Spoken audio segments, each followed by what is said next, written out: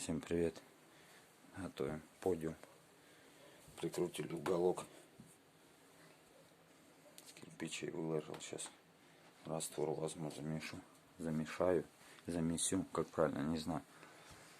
Вот прибахал гипс, на котором будет лежать плитка кафельная. А на этот подиум станет вот этот аппарат. Вот этот чудесный аппарат. С теплосъемниками уже в комплекте. Все как положено.